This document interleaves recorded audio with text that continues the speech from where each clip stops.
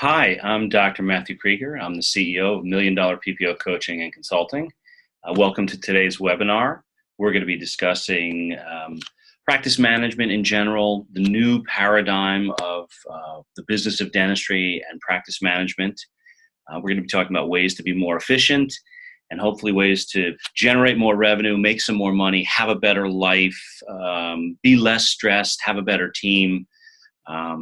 As not only the CEO of Million Dollar PPO Coaching and Consulting, but also a general dentist with a full-time private practice, I have a lot of experience and a lot of exposure to what's gone on in dentistry, the changes that have occurred in the business of dentistry, and how to have a practice that sees fewer patients, generates more money, is less stressful, has higher quality care.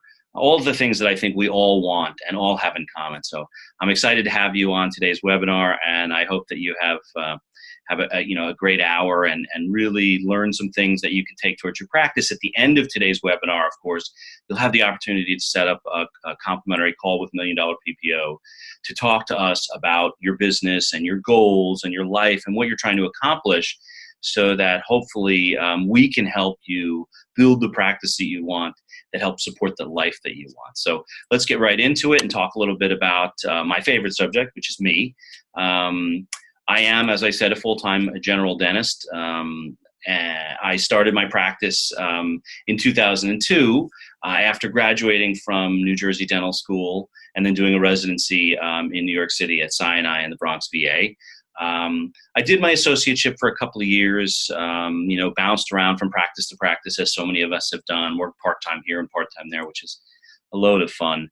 And then I started my practice from scratch in mid-2002. Now, when I was an associate, I thought I had all the answers. I was focused on dentistry. I was excited to be going to work every morning. What I didn't know was that the owner of the practice had sort of a different viewpoint about where he wanted his business to be. And on my birthday, you can imagine this, the same day my wife has planned a 30th birthday surprise party for me, my owner decides to let me go. First and last time I've ever been fired, knock on wood. And, at the time I was totally devastated by this decision, but I think it was, in retrospect, the best thing that could have happened to me, because it sort of pushed me out of my comfort zone. And that's where we all like to live, inside of our comfort zones, and drove me to start my own practice. Now, starting my own practice, it was the best decision I've ever made and the worst decision I've ever made. It was the best decision I've ever made because, of course, here I am now. I have a successful practice. I am the CEO of a coaching company. I enjoy what I do on the dental side. I enjoy what I do on the consulting side. But when I started it, that's not how it happened. I went into this completely naive about the business of dentistry versus the clinical practice of dentistry. When I started my practice, it was all about clinical dentistry. In my mind, and in many of yours, and in so many of our clients' minds, what I thought was, if I'm a great dentist, if I do good dentistry, if my margins are tight, if my bonds are strong, if my dentures have great retention, whatever, I'll make a bunch of money. And I wish that were the case in 2017, but it's just not. Dentistry is two things. It's a clinical pursuit. It's you working with your patients to make them healthier, to have better lives for them, to make them more sound orally and physically. That's one side. And the other side is you're the CEO of a corporation. You own a company. It has to generate revenue. It has expenses. It has hiring and firing and team members. And because of how we came up in dentistry, because of our educational style, because of the focus and pursuit of clinical excellence, so much of most of our focus is on that clinical side. And so much of our stress and anxiety and tension, and quite frankly, so many of the limitations for our success come from that business side. So, for me, the clinical side was what I thought was going to make or break me. And really what I learned, and we'll go through that, was that it was the business side that was going to make all the difference in the world. So I started my practice in Franklin Lakes, New Jersey. For those of you that know Jersey, it's a nice suburban neighborhood, mixed blue collar, white collar, lots of people that commute to New York City for jobs, finance and insurance, so forth and so on. It was a built out office. It had 3 treatment rooms. One operatory worked, one operatory had a chair, but the chair didn't work so well, and the other operatory was a kitchen. I had one employee. I am married to her still. She worked kind of in the office at the front and helping me out in the back a little bit with 0 experience. I was here part-time. Believe it or not, I was rocking a beeper. I would go to my other jobs, and then she would page me if patients called or scheduled. We had no patients. We had no clue. Gosh, I think we even had a DOS operating system, like the practice management software. It was like a green screen.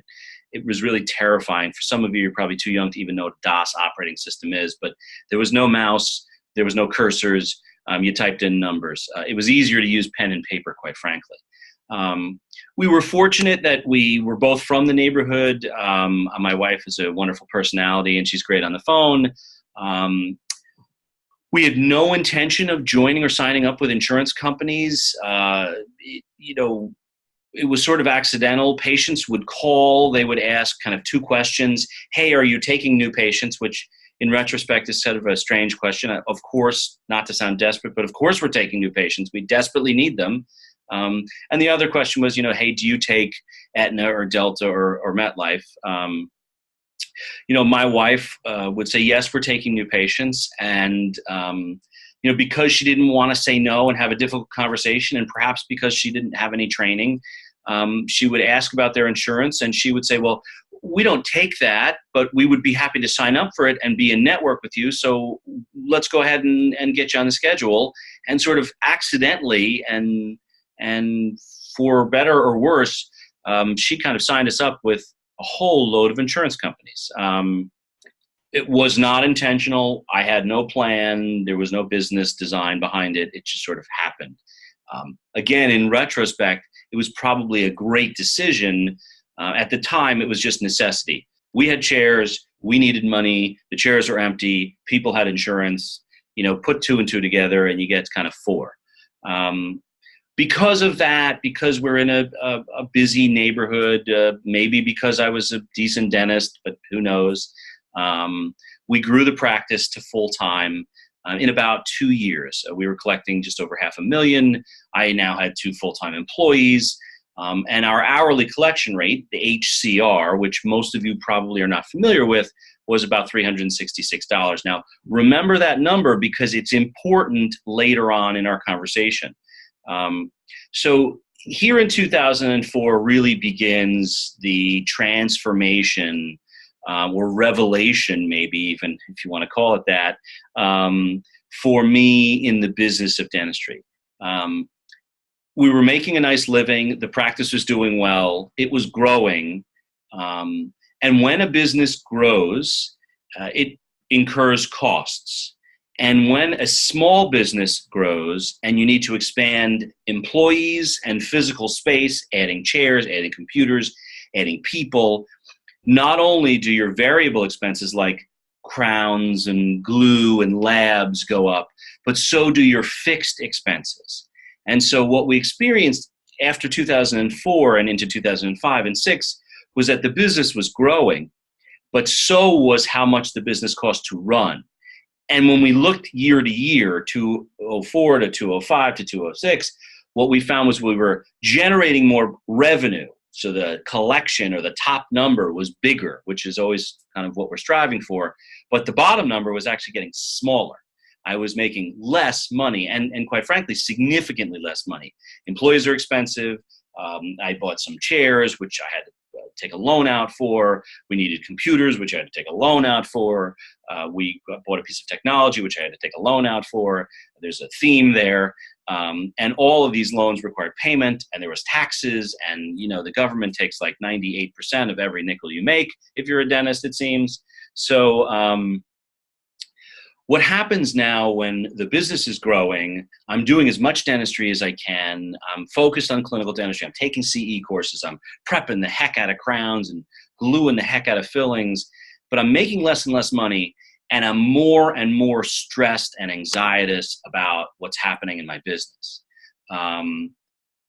What starts to happen now, I think, is what happens for most of our clients. The dentistry is manageable.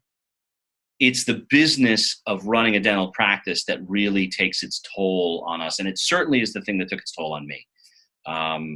From 2004 to 2006, my level of dissatisfaction with my practice, my personal life, just my overall feelings of fear and stress and tension and anxiety were growing in an opposite direction from my revenue, which was shrinking.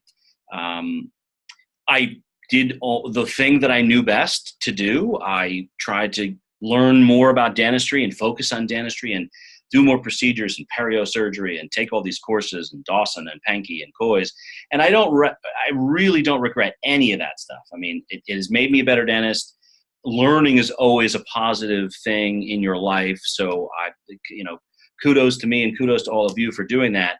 However, learning about crowns isn't going to help you have a better business. It's going to help you do a better crown. And I wasn't having a problem with the procedures, so to speak. It's not like my dentistry was failing. It's not like my crowns were falling out and my patients were exploding in the chair. It was about revenue and expenses and efficiency, and I knew nothing about that. So, I did what any reasonable, impatient young guy would do. I quit.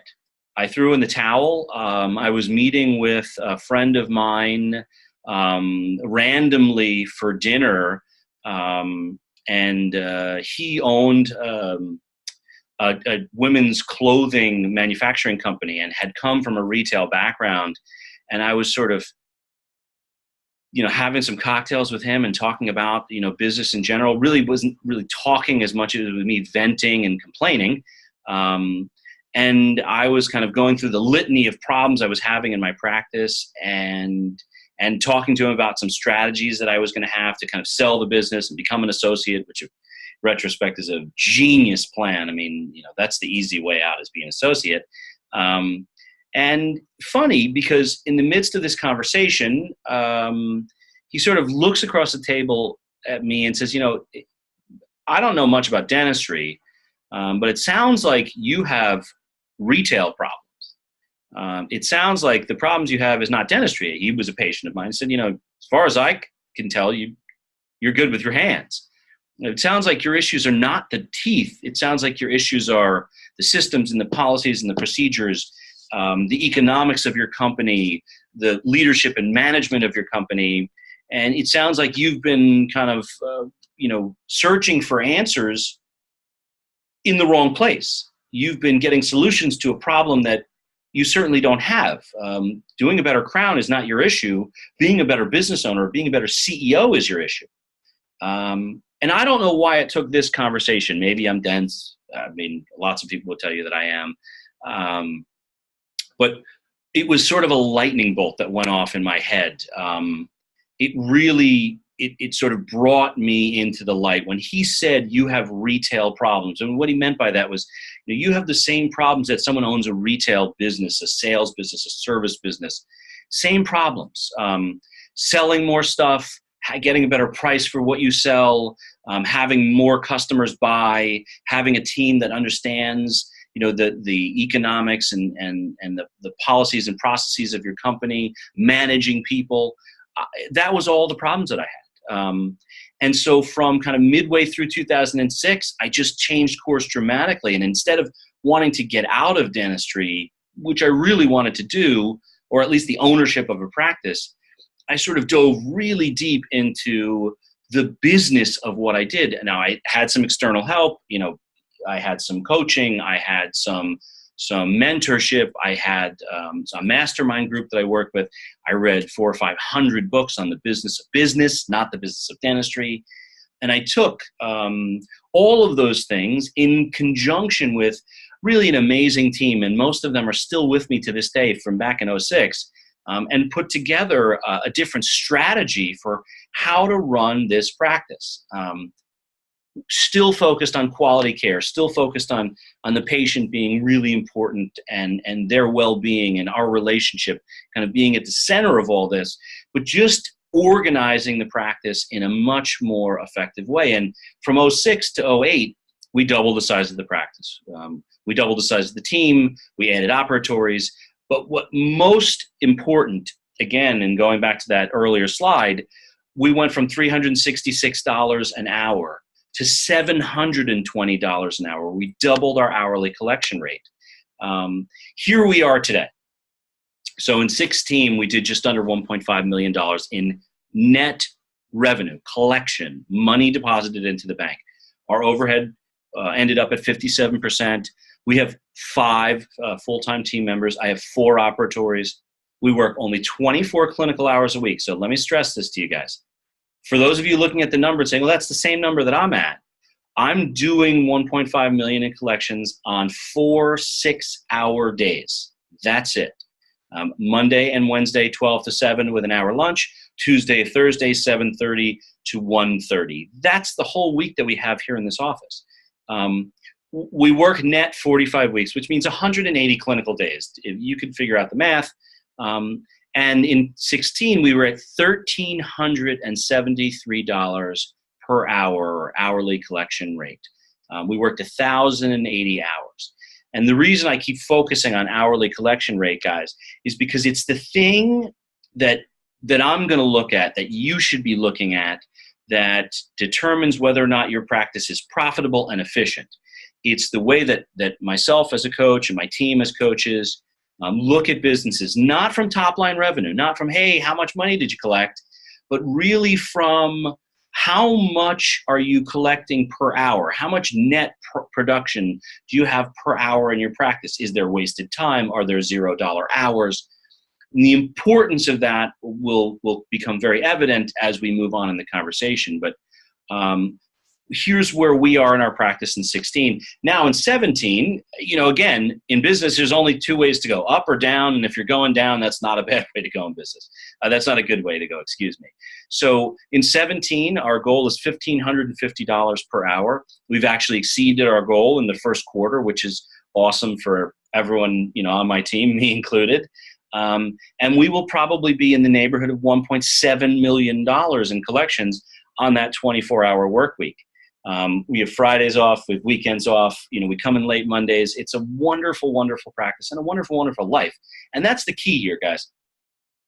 This conversation is about the practice of dentistry and your business, but really your life, your family, your passions, your hobbies, those things are linked together indelibly. How successful your business is, it doesn't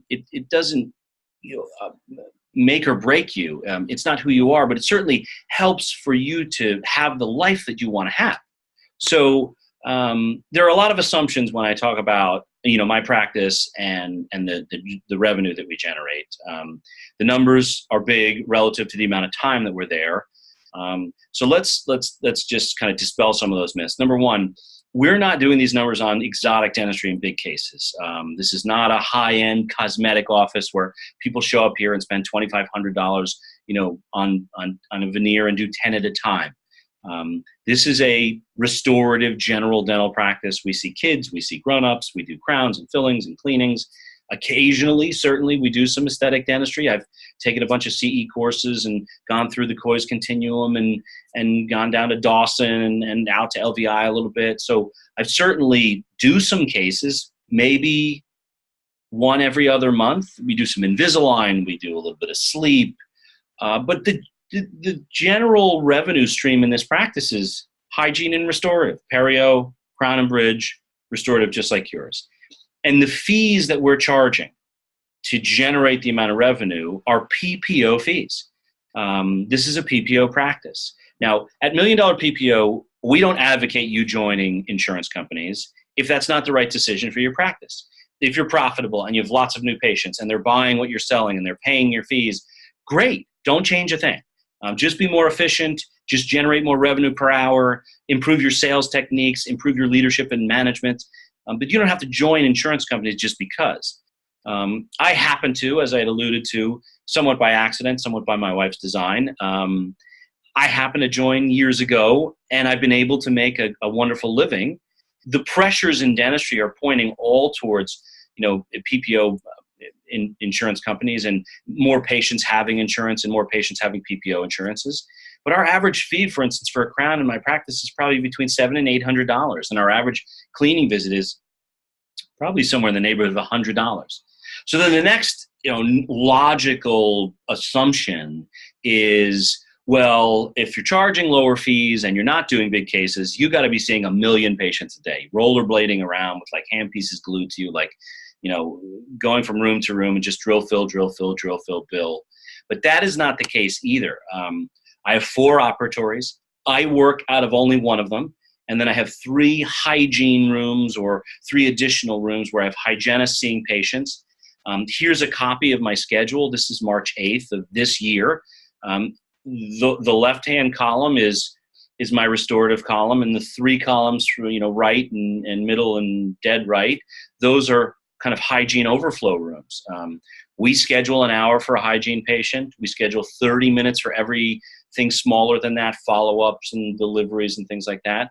And on the left-hand side, you can see that day I had really 4 patients, and then 2 very brief, follow-ups. One early in the morning before we started, which you'll see PO, SR, that's post-op suture removal from an extraction case. And you'll see at lunchtime, my team did a CBCT 3D cone beam scan. I didn't even see the patient. So in the morning, I did a surgical case. In the afternoon, I did root canal post and crown on tooth number 14 in 2 hours. We use CAD CAM here, so our crowns are single visit. I extracted a baby tooth, and then at the end of the day, I extracted tooth number 30 and 31 and did some bone grafting. During that time, when I was seeing those few patients, I had hygiene and some other stuff going on. And the sum total aggregate of all of those people coming through the practice and all of the procedures, more importantly, that we did on those people, because people don't generate revenue, procedures generate revenue. The sum total of all of that was a $10,342 net production day, $6,672 in collections over the counter. We had some adjustments probably from a prior day. So net, it was about a $9,000 day. 6 hours worth of dentistry and a $9,000 day. You don't have to be a mathematician to figure out that's about $1,500 an hour. On this particular day, our production was ahead of our collections, probably because we do accept assignment of benefit. We're waiting for insurance money. So the patients made their copay, but some of these procedures were probably covered at more than 50%, which would mean our accounts receivable would be up a little bit, and we wouldn't have collected the entire lump sum of all of those payments. But that money will come in. We will collect it. We will get paid by the insurance company one way or the other. Sometimes you got to fight a little bit, but we will. It wasn't a stressful day. I didn't have to see 1 million patients. I didn't work from room to room. I didn't even work out of 2 rooms. I have my 3 hygiene chairs, and yeah, they can be challenging to manage, but when you're seeing 1 patient for 2 hours and you're doing root canal, post, and crown, it gives you a lot of latitude and a lot of freedom to sort of move about the theoretical cabin without feeling too stressed out. So many times I go into your offices, guys, and you're working at a 3 ops, and you did 3 crown preps and 3 seats. You physically can't be in that many places at once. It drives you nuts. It burns you out. What you'll find at $1 Million PPO and in my practice and in the practices that we work with is we're focused on you doing more procedures, not seeing more patients. We want you seeing fewer patients, having them in your office for a longer time, and doing more dentistry on them, whether it's same-day treatment or added treatment or value-added treatment or upselling, whatever you want to call it. That's what we're focused on. We want to create a price structure in your office so that patients are more likely to accept more dentistry. I go into fee-for-service practices, and sure, they charge a lot for a crown. But what I find is if a patient needs 3 crowns, that patient takes 3 years to do those 3 crowns, 1 per year because they max their insurance out. In our office, because of our fee schedules, because of the PPO, and because of our ability to kind of work with patients, we're able to do all 3 of those crowns. And instead of 3 one-hour appointments over 3 years, we have 1 2-hour appointment, maybe, or 2.5-hour appointment, and we do all the dentistry. and I'm able to have a better life and be more profitable.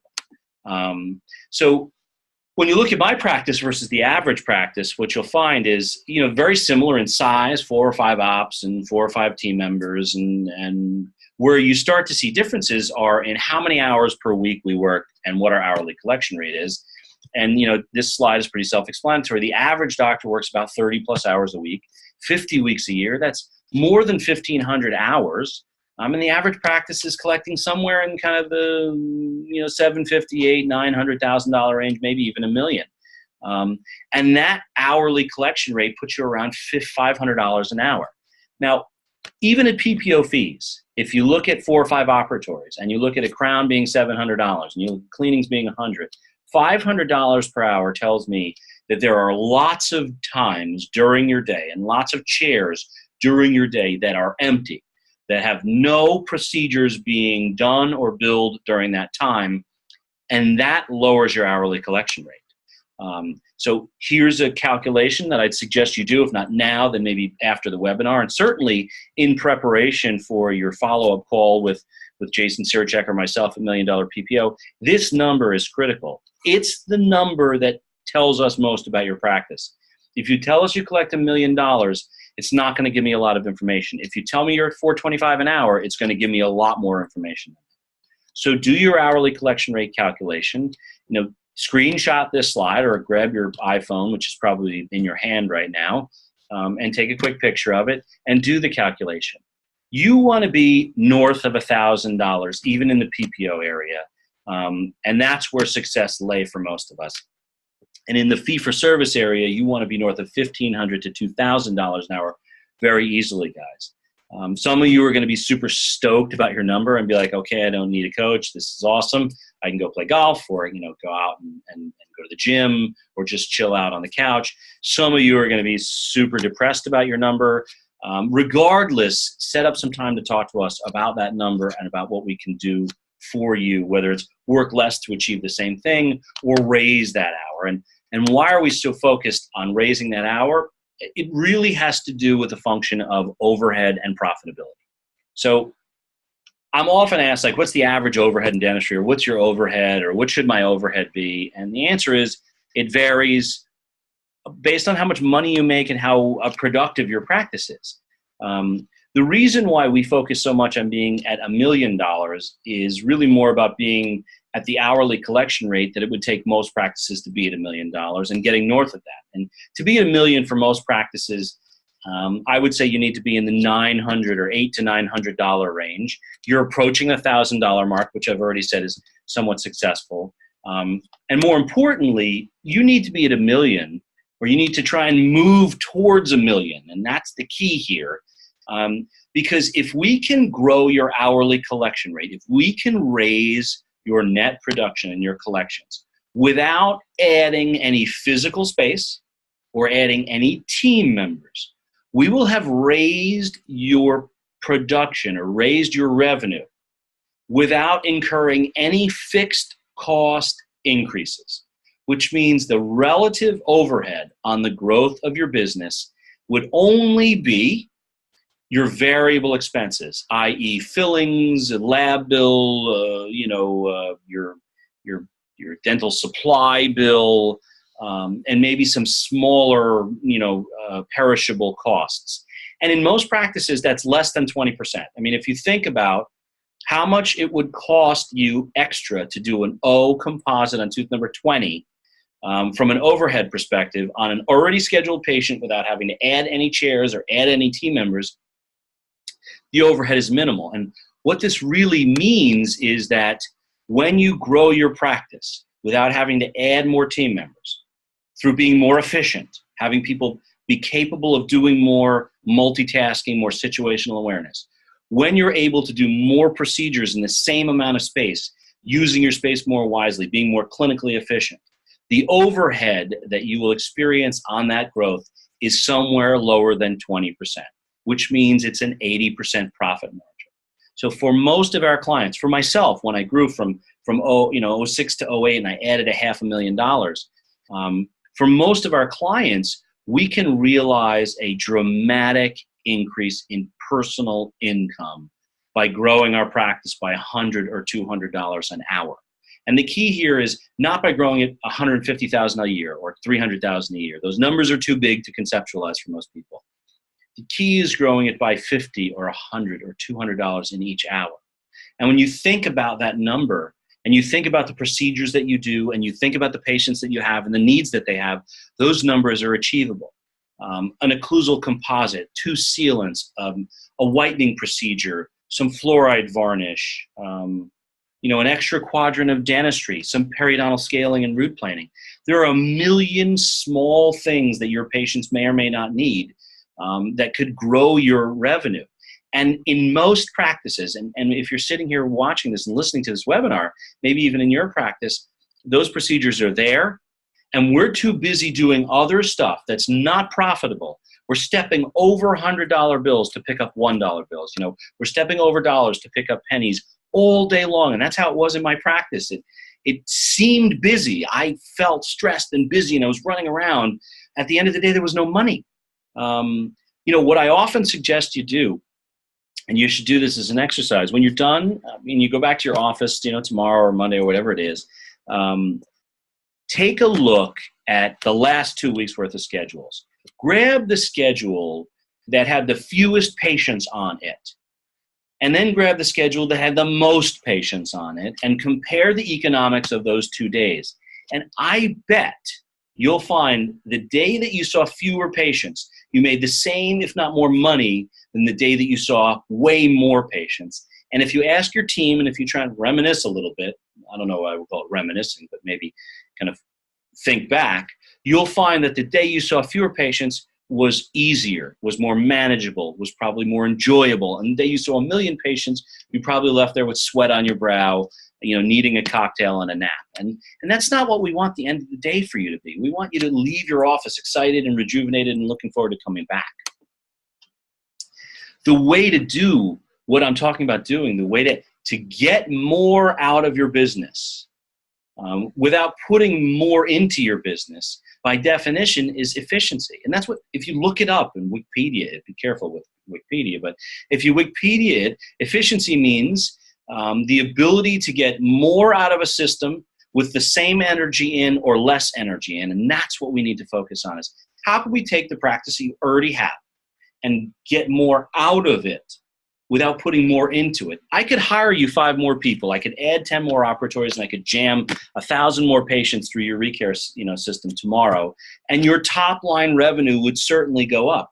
But so would your cost, and so would your stress, and so would the amount of energy. And would that be more success for you?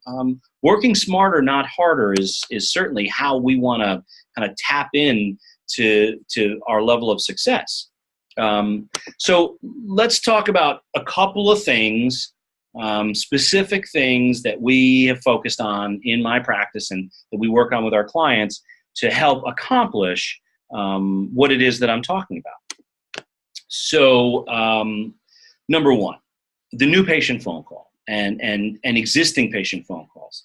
All too often I find, if I'm standing in a practice and I'm working with a team, that the conversation on the phone is variable and nebulous and a little confusing, and at the end of it, we have lots of words on a page and lots of information about someone, but not the right information.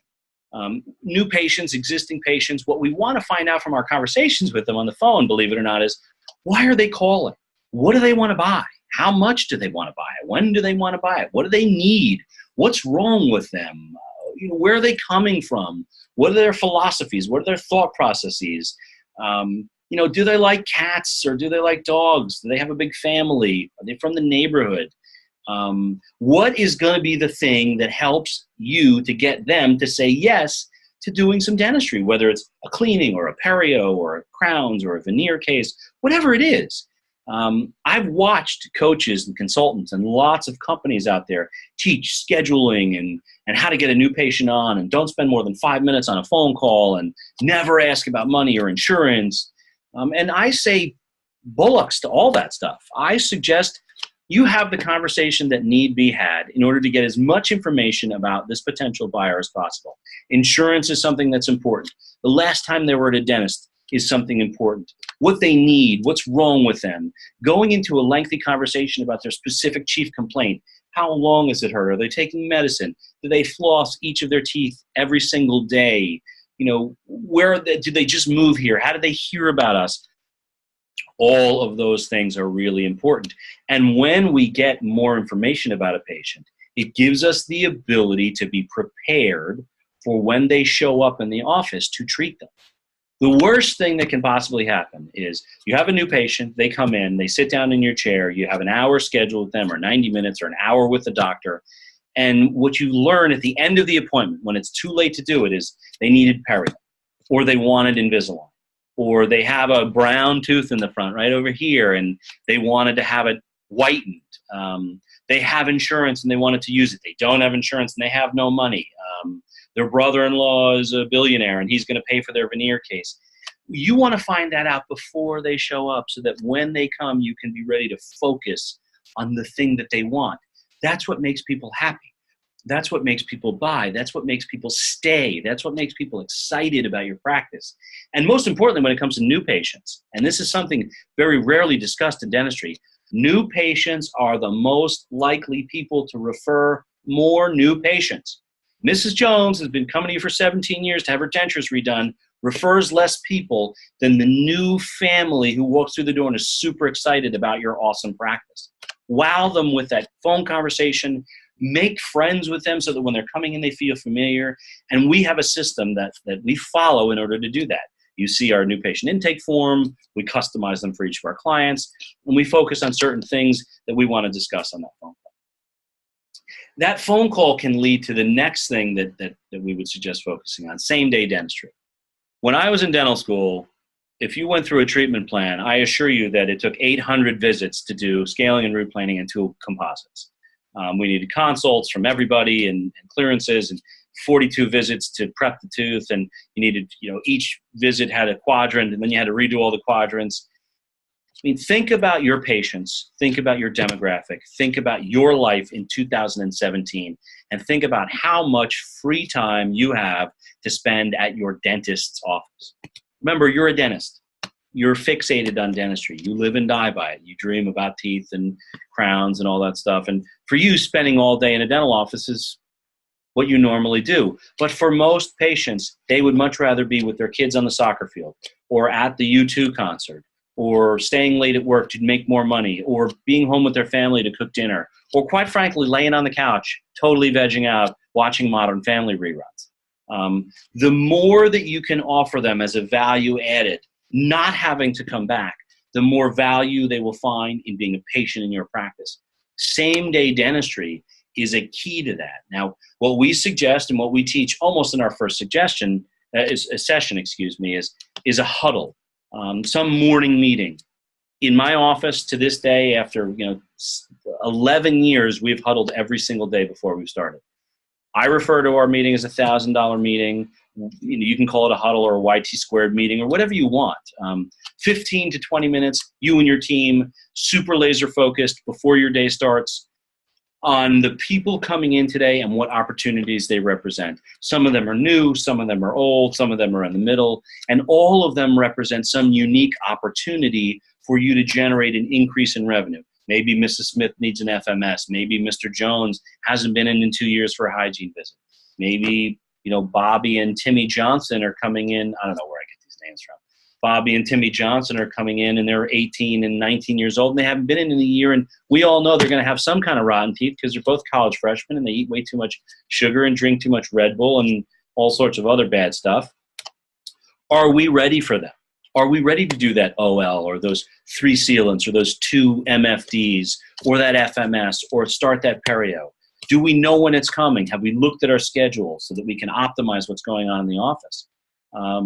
That all starts from the philosophy of wanting to do more procedures for our patients as a value added, not to pressure them, not because we're money hungry, but because it's what's valuable to them. Not having to come back to your practice is really helpful to a mom with 3 kids or a dad with 3 kids who's got 85 travel lacrosse games to attend this week. You're giving your patients a service and they will appreciate you for it. In order to do the same day dentistry, what we've learned is that your entire team, not just front people, not just back people, but everybody needs to be on the same page with how to kind of get a patient from the parking lot to the waiting room, from the waiting room into the treatment room, and from the treatment room out of the office and another patient in. That means that we can't have so many compartmentalized areas of our practice. We can't have only one person that does case presentation, and only one person that does insurance, and only one scheduler, only one treatment coordinator, and only one bathroom maintenance person. Everybody needs to be able to contribute to optimize what goes on in the practice. Everybody needs to be able to pitch in when an opportunity presents itself. Think about kind of a sports team. When the defense sets up and we go to the line of scrimmage in a football game, we see the defense, it presents an opportunity, and we all as a team need to be on the same page so that we can communicate, so we can exploit the opportunity. Whether it's a quad scale or an FMS or 1,952 crowns on a patient, we need everyone on the team to be situationally aware enough to help take advantage. Maybe your hygienist can help with a treatment plan. Maybe your dental assistant can help with the financial arrangement. Maybe the treatment care coordinator can come into the treatment room and help with a probing. Everybody can be on the same page so that that patient, instead of leaving and coming back, maybe doesn't have to. And that leads to the next, which is scheduling. I can't tell you, and I almost sigh with exhaustion when the topic comes up, how many times my clients and potential clients and dentists at lectures that I've done ask me about better schedule. How do I create a good schedule? Should I block schedule? Rocks, paper, scissor, I think they use, or rocks, pebbles, stones, or boulders, pebbles, mortar. All that's great. What I was trying to achieve in my practice was the perfect schedule. Big stuff in the morning, little stuff in the afternoon, never stress, blah, blah, blah. And what I learned was that that's impossible. Number one, in 2017, no matter what you do, people are going to cancel. Their schedules change, and you may not be their number one priority. And be honest with yourself. If you had an appointment to have a crown done, and I offered you first row seats to see your favorite band tonight, at Madison Square Garden, or to go to a playoff hockey game, or to see the Yankees, or God forbid the Red Sox, would you consider maybe postponing your dental treatment? Or what if your child got sick? Or what if your boss wanted you to stay? Or what if your car broke down? Or what if it was 85 degrees and sunny and it's been raining in New Jersey for like 2 months and you wanted to just get some sun on your face? You'd probably consider canceling. And certainly in an industry, in a profession where canceling has no real penalties, you may consider doing that even last minute. And on the other side, how do your patients control when they break a tooth, or when a crown falls out, or when they fall down the stairs and hit their face on the ground, or when their child's baby tooth bothers them, or when they get an infection? Those people, they're not going to call you and say, I know on Tuesdays you do pulpotomies in the afternoon, so I was waiting for the opportunity to come in. They're going to call with an emergency today. Your schedule will never be perfect. What most team members try and accomplish in scheduling is filling holes. We have a hole. Dentist freaks out and has a panic attack when there is a hole. We need to stick something in that hole to avoid panicking. Regardless of what that thing is, let's just get the hole filled. Let's stick something in there. That causes stress and tension and anxiety and frustration.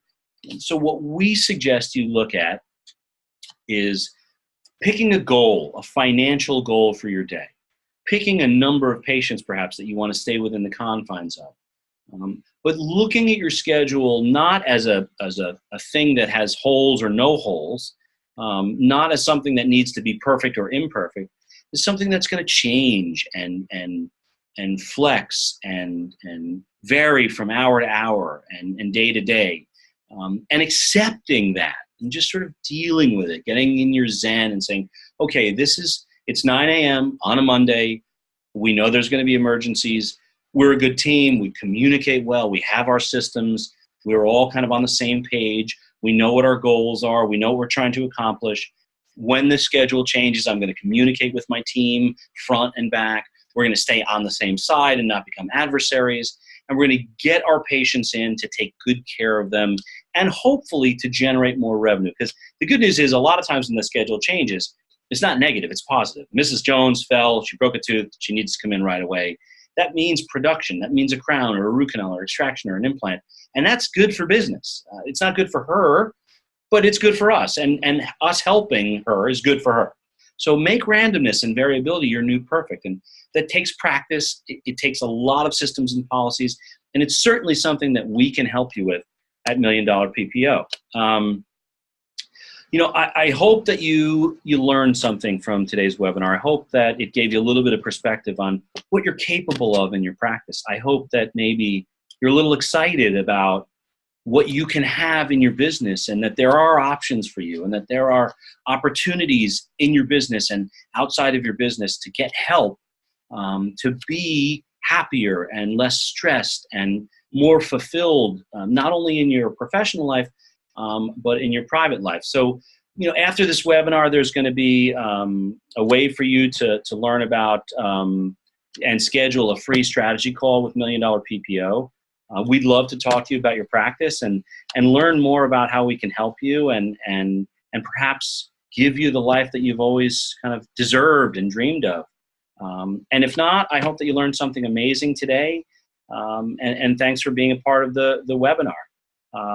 I really appreciate your time.